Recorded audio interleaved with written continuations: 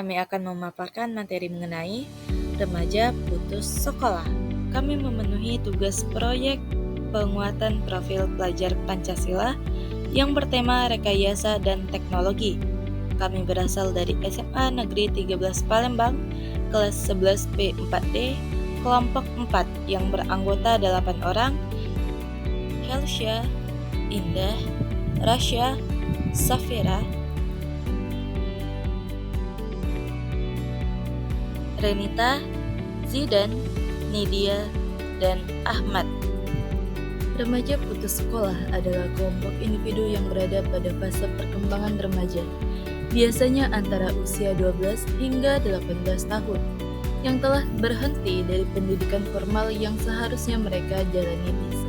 Proses putus sekolah seringkali terjadi ketika seorang anak tidak melanjutkan pendidikan setelah menyelesaikan tingkat tertentu, baik itu di tingkat dasar, menengah, maupun atas.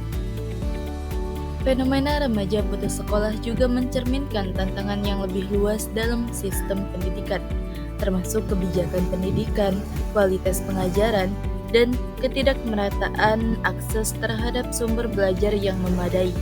Oleh karena itu, pemahaman yang mendalam mengenai remaja putus sekolah penting untuk merumuskan strategi yang efektif dalam meningkatkan partisipasi mereka dalam pendidikan dan mendorong keberhasilan di masa depan. Secara global, data menunjukkan bahwa tingkat putus sekolah seringkali lebih tinggi di negara-negara berkembang dibandingkan dengan negara maju. Pada negara berkembang, angka putus sekolah dapat mencapai 20% atau lebih, terutama di kalangan remaja perempuan. Sedangkan di negara maju, persentase ini cenderung lebih rendah, seringkali berkisar antara 5-10%. Data ini didapatkan berdasarkan laporan dari lembaga pendidikan atau organisasi internasional seperti UNESCO atau UNICEF yang sering melakukan survei dan penelitian tentang pendidikan dan tingkat putus sekolah di berbagai negara. Kehidupan individu serta masyarakat secara keseluruhan. Berikut adalah beberapa dampak yang umum terjadi. Yang pertama adalah keterbatasan ekonomi.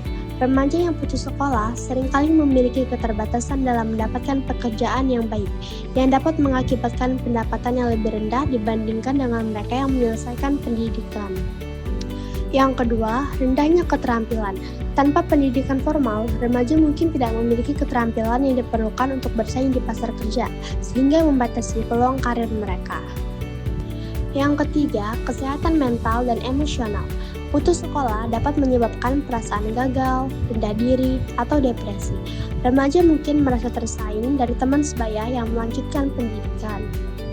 Yang keempat, keterlibatan dalam aktivitas negatif. Remaja putus sekolah mungkin lebih rentan terlibat dalam perilaku beresiko, seperti penggunaan narkoba, kriminalitas, atau aktivitas negatif lainnya sebagai cara untuk mengatasi tekanan atau kebosanan. Yang kelima, keterbatasan akses ke pendidikan lanjutan. Mereka yang putus sekolah seringkali menghadapi hambatan untuk kembali ke pendidikan formal atau mengikuti program pelatihan yang dapat menghambat perkembangan pribadi dan profesional mereka. Yang keenam, dampak sosial. Tingkat putus sekolah yang tinggi dapat berkontribusi pada masalah sosial yang lebih besar, termasuk kemiskinan, ketidaksetaraan, dan kurangnya partisipasi dalam kegiatan komunis. Dan yang terakhir adalah pengaruh pada generasi berikutnya. Remaja yang putus sekolah mungkin kurang mampu memberikan pendidikan yang baik bagi anak-anak mereka, sehingga menciptakan siklus putus sekolah yang berlanjut di generasi mendatang. Terdapat berbagai faktor yang dapat menyebabkan remaja putus sekolah. Berikut adalah beberapa faktor utama yang sering diidentifikasi. Yang pertama, faktor ekonomi. Keterbatasan finansial dapat menjadi salah satu penyebab utama. Warga yang tidak mampu membiayai pendidikan anaknya mungkin terpaksa menghentikan sekolah demi memenuhi kebutuhan dasar. Yang kedua, masalah keluarga. Dinamika keluarga yang tidak stabil seperti perceraian, kekerasan dalam rumah tangga, atau kurangnya dukungan emosional dapat mempengaruhi motivasi dan konsentrasi remaja dalam belajar. Yang ketiga, kurangnya minat dan motivasi. Beberapa remaja mungkin merasa tidak tertarik atau tidak termotivasi untuk melanjutkan pendidikan, baik karena merasa bahwa pendidikan tidak relevan dengan tujuan hidup mereka atau karena pengalaman negatif di sekolah. Yang keempat, pergaulan dan tekanan sosial.